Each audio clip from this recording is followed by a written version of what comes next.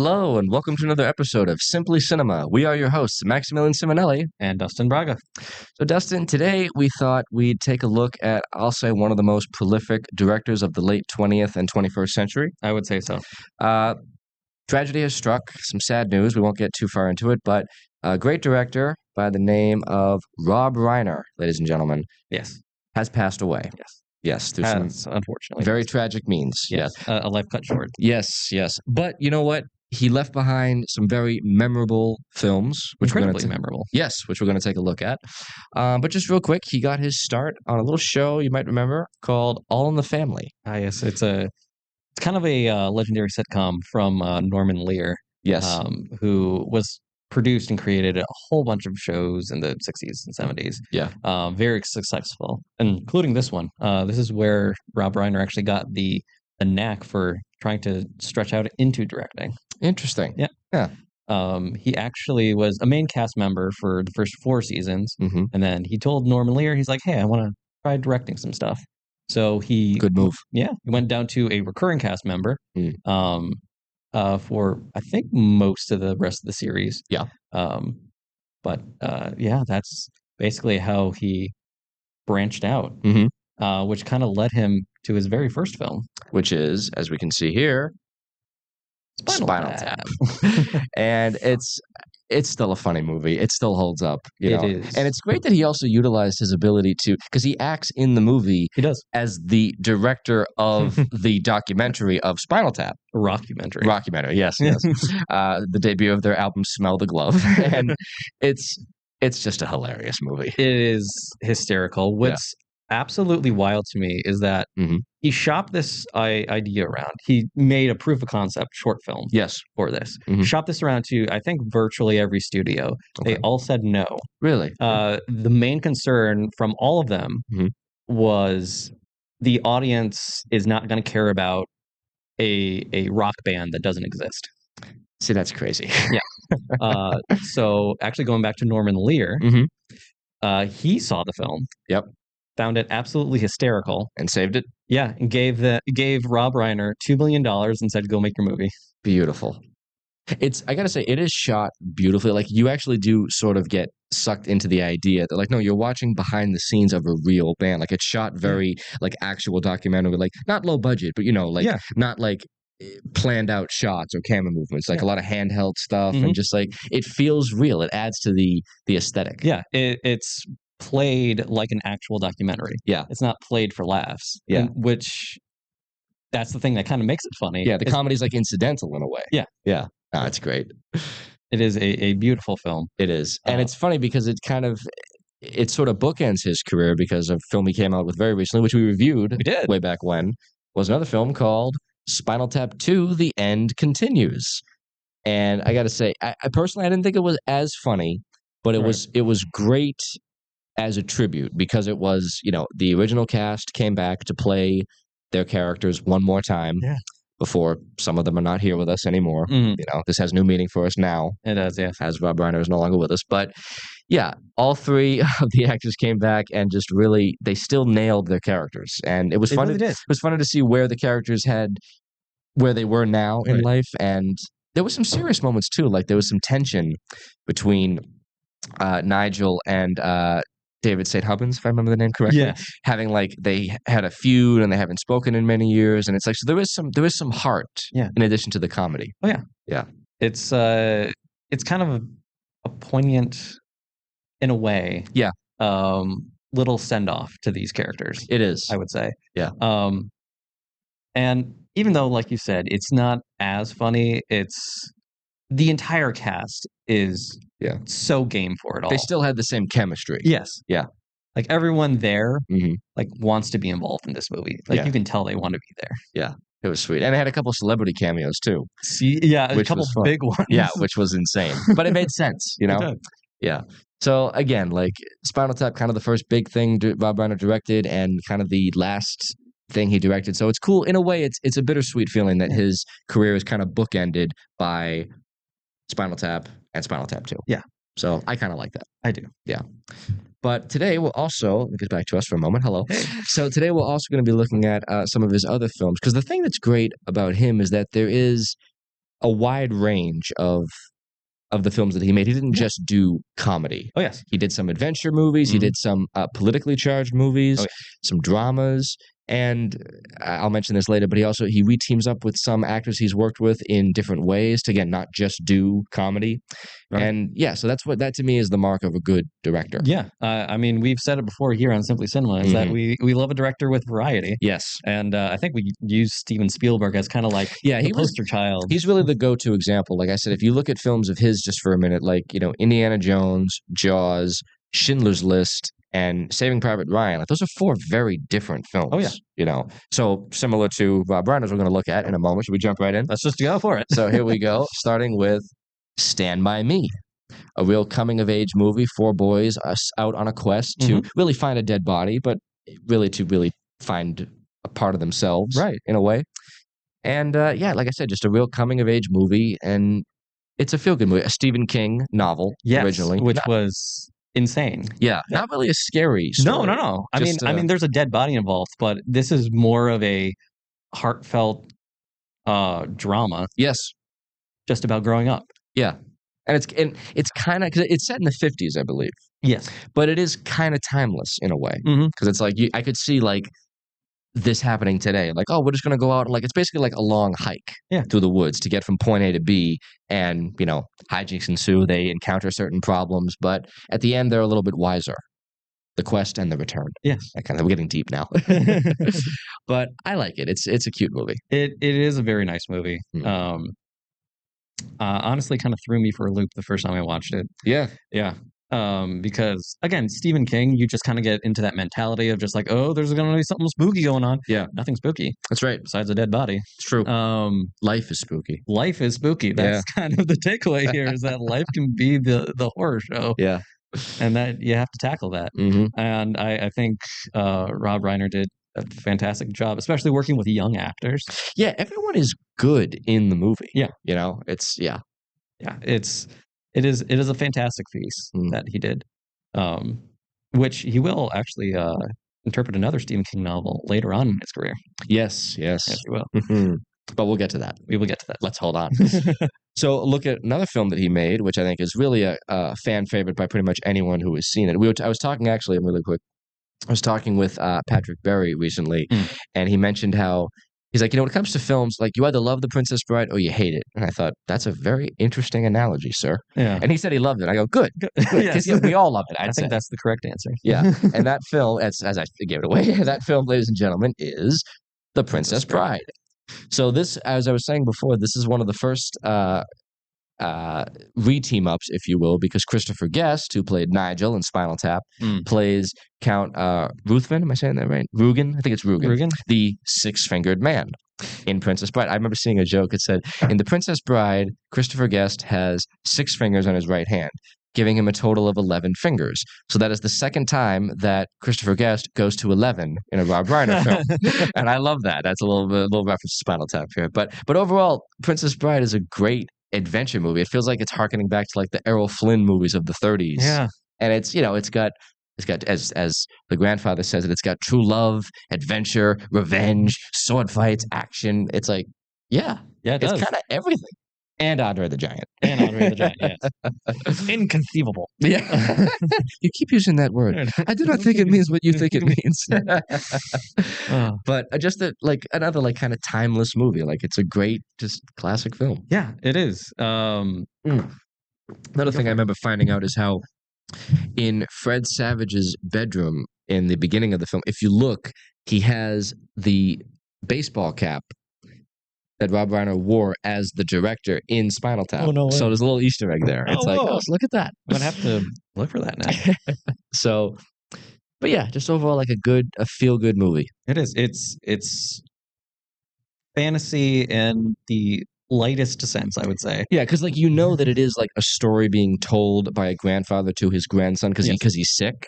So in a way, they have like kind of leeway to like I love when they retrack and he kind of reads the same line again and then he's like, Grandpa, you read that already. He goes, oh my goodness, I'm sorry, where were we? And it's like it's kind of breaking the fourth wall in a different way.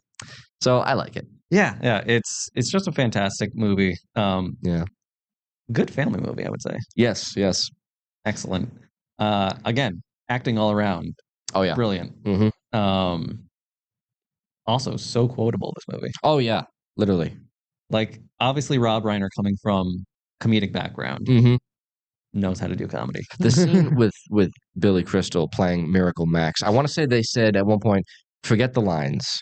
Just do whatever. And it took like days to film because they would always crack up. And I think they said Carrie Elwes was on the bed or the table, whatever, and just like could barely hold it together. Mandy Patinkin at one point is delivering a line in the finished result of the film, and you can tell he's like just barely holding it together. It's hilarious. Yeah, that's wonderful. But it's a good movie. Oh, I love The Princess Bride. And now we'll continue on. Yes, to another film, another team up. So we had Billy Crystal from, actually, first he's in Spinal Tap playing a mime. Yep. Mime is money. And then we have here as Miracle Max. And then he's in a little film called When Harry Met Sally. Just a little film. Yeah, just a little film. Nothing big. Famous for one line in particular. Oh, yeah. I'll have what she's having. Yes. I got to say, this is one of the few rom-coms that I think is actually funny and not just like sappy. Yeah. You know what I mean? Sure. Because, Billy Crystal is funny, Meg Ryan is funny, and it's a cute movie. It is. I mean, it's also kind of a thinking rom-com as well. A little bit, yeah. Because it's, about these two people who keep meeting up at different points in their life. And kind of like realistically so, like not like, oh, look, they met, there was a meet cute, and then I go, no. And then another meet cute, and exactly, another meet cute. Yeah. Like this feels more or less, it's a movie, you got to suspend your disbelief. Of course. But it's a little bit more natural and more so realistic, sure, which I think makes it better. Yeah. So, Yeah, it's a rom-com for reality. A reality rom-com. A real rom-com. A real rom-com. I like that. Yeah, none of this sappy stuff. None of this now. Yeah, it's not Hallmark in any way. It's cute, Yeah, it's such a wonderful movie. Yeah. Hilarious. Everyone in it is just game for whatever's happening in it. Yeah. I think that's kind of Rob Reiner's signature, is that he can get actors to just go for it. Like whatever the script entails, whatever he's trying to do, they put 110%, even if it doesn't work. Because they know their craft, and they know like it's about making the art. Exactly. Yeah. Yeah. Which is not always the case, but not always. Yeah. But yeah, I'd say so. Well, I think we should take a very small break. I'll say it ain't so. Oh. But when we come back, we'll have a look at some of his other films. We will. So stay tuned.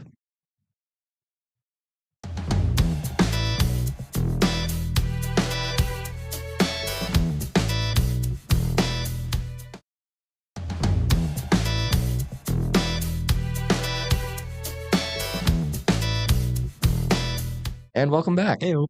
So, Dustin, before we took a break, we were looking at Rob Reiner and all of his films some of his films that are classic and just unforgettable. Yes. So why don't we just jump right back into it? Hey, why not? Yeah. So we were looking at, let me see, When Harry Met Sally, yes, which is where we left off. So we come to another film now, which is Misery, which is another Stephen King novel. It is. And it's scary in a realistic way. Yes. It's not like slasher scary, but like it's more dread and terror. Yes. Yes. And just like we were saying, when a director has the ability to make like movies that are funny, movies that are romantic, movies that are adventurous, movies that are serious, like it's the mark of a good director. Yeah. So the fact that like the guy who did Spinal Tap and When Harry Met Sally also did Misery, which is wild. It's impressive. Yeah. And this is such a good movie. It is. It's tense. Yeah. I mean, James Caan looks terrified the entire time. And Kathy Bates won, I believe, Best Actress for this. Yeah. Yeah. She did. Playing a villain, if you will. Yeah. Which is really not unheard of, but it's less common, I think. Yeah, especially for like things of horror nature. Yeah. So she was great. She was. She played a very good psychotic character. Yes, very, very much so. Very convincing. What can I say about this movie, man? It's I say go see it. It's a great movie. Yeah. Which it's kind of terrifying because you can actually think about this being someone's reality. Yeah. Yeah. Like an overzealous fan. I want to say that was the tagline too. Like he's now writing to save his life. Yeah. And like he even gets in certain situations. He even jokes at one point. He's trying to like pick a lock in a door, and he's like, "Come on, you've written about this in books. Now do it." So I go, I like that. It's like he's not the guy that would be in this situation, but he's written about that. Yes. So it's like, okay, it's like the next best thing. Yeah. You know, he has to outthink his crazy characters in a way. Yeah. Yeah. It's kind of like taking a page from his novels. Yeah. To save his life. Basically, yeah. Which is kind of what he does at the end. Yeah. But Misery is another great film by Rob Reiner. Oh yes. We love a director with variety again. Yes. and this is phenomenal. And I gotta say, I love a good drama. Like I like comedy, but I like when a movie takes itself seriously and tries to be thought provoking. Sure. And I feel, as we see here, his next film we're going to talk about, A Few Good Men, does just that. For me, this is top 5 courtroom dramas of all time. Oh yes, it is intense. Yeah. Like it's very intense. Everyone is acting 110%. Mm-hmm. And everyone's great. No one delivers a bad performance. Yeah. Yeah. And it's funny, we were actually talking earlier about how when we were downloading pictures, we instinctively both wanted to get this exact same picture because Rob Reiner has seen her posing with the cast of Tom Cruise, Demi Moore, and Kevin Bacon, which is kind of nice. Yeah, it's a nice photo. Yeah. We love it. But this is actually a clever movie. Like the court case, like the facts of the case, I think are very cleverly constructed. Yeah, exactly. And then you obviously have that famous scene with Jack Nicholson at the end. You can't handle the truth. Which apparently that was ad-libbed. Really? Yeah. I did not know that. It was an ad-lib line. I heard some story about how when they were shooting, they were filming Tom Cruise's scenes, like his shots, I should say, first, and Nicholson was there in full wardrobe and delivering his lines with the same amount of intensity. And I think at one point, Rob Reiner said, like, do you want to, like, maybe film your stuff right now? Because he didn't know if he'd be able to match the intensity for Jack Nicholson would not be able to match that intensity for his own shots. Right. And I think Nicholson was like, no, I love acting. Like, this is what I do. Right. So it's like, okay, he was there to help Tom Cruise deliver his best performance by, you know, saying his lines with the same sincerity. Right. You know. Yeah, with the same passion. Yeah, exactly. And it's a good example of, I feel like Marvel villains do this a lot, where the villain goes on a monologue and his actions are not right, but his philosophy is. Okay. Because I feel like Jack Nicholson is playing kind of a, you know, sort of a despicable character, but you see why he's necessary. True. To an extent. I feel like his actions are not justified with I won't give it away, with what he does in the film is not justified, but his reasoning for doing it, I feel like, no, he's kind of in the right here. Yeah, that's how I feel. That's the whole morality ground. Yes, yes. That's honestly what kind of makes this whole movie as intense as it is. Yes. And it's all, I should say, it's all dialogue driven. It's not really action, but you feel like the intense suspense of the scenes. Yeah. And it's good. That's the magic of Aaron Sorkin. Yes, yes. Wrote this movie. And he knows how to deliver that political drama. It's like you don't need action or CGI to make, to make the audience, enjoy the movie. Sure. Absolutely. Maybe these days you do. But, this is a film that's not, I don't consider this an old movie. It's 92. It's not an old movie, for God's sake. But anyway, I think it's a good movie. It is phenomenally acted. Super good rating. Yes. Good courtroom drama. Yeah, yes. Absolutely. Well, shall we move on and look at another film of his? Yeah. Speaking of. Yes. Political stuff. The American President. Again, written by Aaron Sorkin. We got Michael Douglas and Annette Bening here delivering stellar performances, as always. Would you say, does he make you, I want to play this little game, like top 10 movie presidents that were better than what we got in real life? Oh, man. I go, does he make the list? Like even, yeah. Because it's like, Yeah. That and maybe Bill Pullman from that's the one, Independence Day. Yeah, he's unbeatable in that. And even Harrison Ford in Air Force One. Sure. It's like, if this was the president. Oh, man. Anyway, but we digress. So, so I was like, does he make you a list of like, yeah, this would have been great had we gotten this? Sure. Yeah. Yeah. What's funny enough is that this film actually inspired Aaron Sorkin to create The West Wing. Interesting. Yeah. Okay. That makes sense now. Yeah. Actually, the first, I think, the first 2 or 3 episodes is basically just this film just stretched out, rewritten. Interesting. Okay. And there's also references to this film throughout the entirety of the series. References like they're connected, or just like, hey, that's a little nod. Kind of both, honestly. Okay. Because actually, some of the cast in this movie go on to play Yes. People in the West Wing. Yes. Yeah. And if they don't reprise their characters, then it's obviously like, okay, well, it's connected, but it's not connected. Right. This was kind of before the whole like connected universe kind of thing. Yeah, there were franchises of movies, but they weren't like this whole world. Like, no, now this movie, which was originally totally separate, is now connected. Yeah. Via this one little tiny scene or Easter egg, what have you. You know, yeah, like whatever. Yeah. But no, it's a lot of good came out of this movie. Yeah. A lot of good. Very, I would say, elegantly directed from Rob Reiner. Yes. I like that. Yeah. Very nice.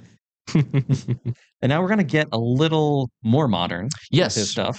Next film, The Bucket List. Yes, I would say this is a very big film for him, even though critics were kind of lukewarm on it. Yeah. I feel like they're always that way when it's like, I just don't like if they don't get the material, or that maybe it's like it's kind of a scary. These two characters are basically told they don't have long to live, so they decide to run down their bucket list and just do whatever they want. They're going to travel, and I think they get tattoos, and they just do whatever. And they also have like meaningful conversations about their lives and what they've done. And yeah, it's very like introspective. I think maybe that's what scares certain people is like it is like, okay, it's two old men at the end of their lives, knowing the end is near. Sure. That's always going to be like rough to watch. It is, yeah.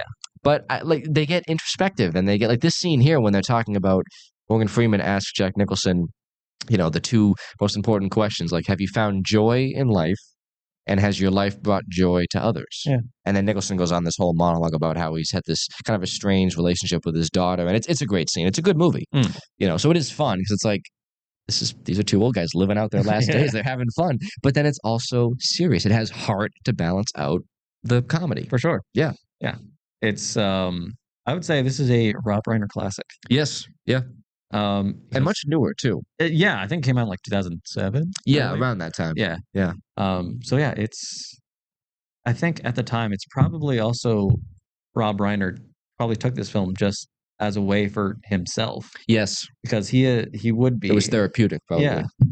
Yeah. Probably doing that midlife crisis kind of thing. Yeah, possibly. Yeah. But either way, it's a phenomenal.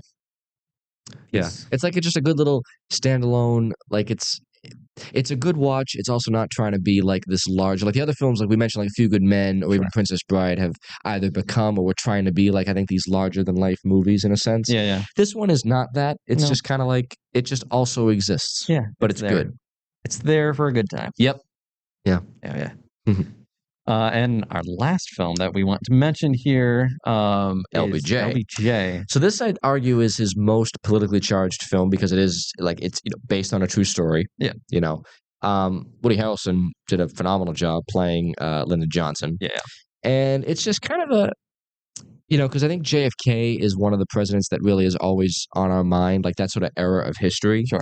Whereas LBJ, like prior to this, the most I had really thought about him was in the movie JFK, when they mentioned how, was it all a conspiracy that he involved? And it's like, well, he obviously was the successor. That's what, he was sworn in. In this scene, he's being sworn in, and Jackie Kennedy is still fresh with blood from her husband. And it's like, it's a very interesting time in history. Now, this movie doesn't play up the whole conspiracy element. It just plays up like what we can confirm actually happened.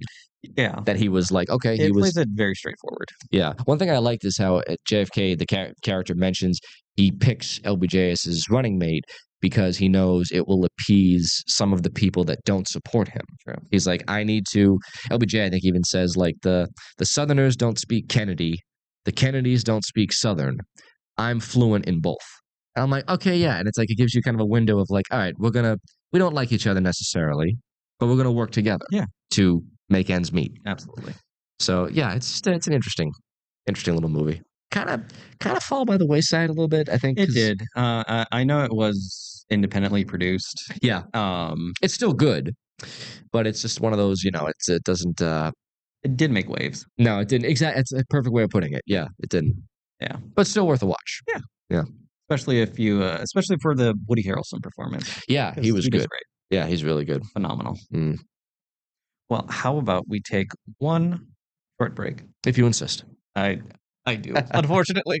When we get back, we'll have our final thoughts on these films and maybe a tee up for next week. Yeah. All right, so stay tuned.